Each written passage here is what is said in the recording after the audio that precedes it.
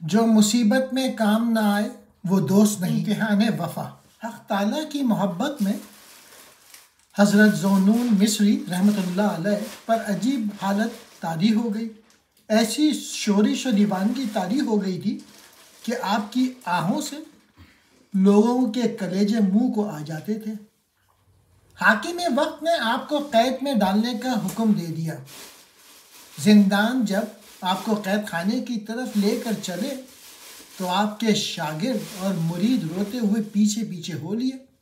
وہ کہتے تھے کہ یہ کیسے ممکن ہے کہ ایسے کامل ولی پر جنون کا غلبہ ہو، اس میں کوئی ضرور راز پوشیدہ ہے۔ جب آپ کو قید خانے میں ڈال کے دروازہ بند کر دیا گیا تو دوست و احباب نے غور و فکر شروع کیا کہ آخر کیا ماجرا ہے کہ اتنا بڑا شیخ قید خانے میں محصور کر دیا گیا ہے۔ آخر کار ان سب نے زندان کی سلاخوں کے قریب آ کے عرض کیا کہ حضور، ہم سب آپ کے چاہنے والے ہیں، آپ کے جانثار ہیں، آپ کی مزاج پرسی کے لیے حاضر ہوئے ہیں اور حیران ہیں کہ کس نے آپ پر جنون کا الزام لگا دیا۔ آپ تو دریائے عقل ہیں، برائے کرم ہم پر اس راز کا انکشاف فرما دیجئے۔ آپ اس قید خانے میں اپنی جان کو کیوں مصائب و آلام میں مبتلا کر رہے ہیں؟ آپ کی ایسی حالت سے ہمارا دل کرتا ہے۔ راز کو اپنے دوستوں سے نہیں چھپایا کرتے۔ حضرت شیخ نے ان کی گفتگو میں بوئے اخلاص محسوس نہ کی۔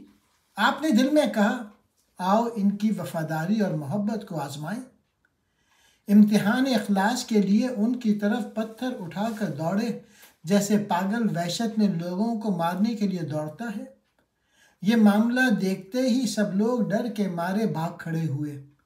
شیخ نے جب ان کو یوں بھاگتے ہوئے دیکھا تو ان کے اعتقاد و محبت پہ قہقہ لگایا اور فرمایا کہ اس درویش کے دوستوں کو دیکھو، ان کی وفا اور الفت کے دعوے سنو۔ ارے نادانو، تم محبت و دوستی کو کیا جانو؟ سچا دوست دوست کے رنج و تکلیف سے کب کنارہ کشی کرتا ہے؟ دوست کی دوستی تو پوست اور دوست کی طرف سے رنج و تکلیف اصلی مغز ہے۔ دوست مثل سونا کے ہے اور خالص سونا آگ کی تکلیف میں اور چمکتا ہے اور خوش ہوتا ہے۔ اے مخاطب، جب ایک ہی زخم سے تو اس سے مستفی ہو گیا اور راہ فرار اختیار کر لی تو معلوم ہوا کہ تجھے ابھی عشق کی ہوا بھی نہیں لگی، تو نے صرف عشق کا نام سن رکھا ہے۔ بس محبت کا راستہ آسان نہیں،